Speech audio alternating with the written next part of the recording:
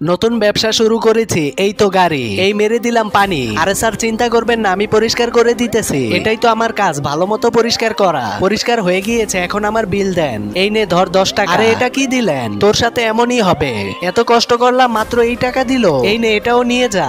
আরে এটা আবার কিসের ব্যাগ দিল, একটু খুলে দেখি তো। ও বাবারে এতগুলো টাকা, আমার তো 1 মাসের খরচ উঠে গিয়েছে।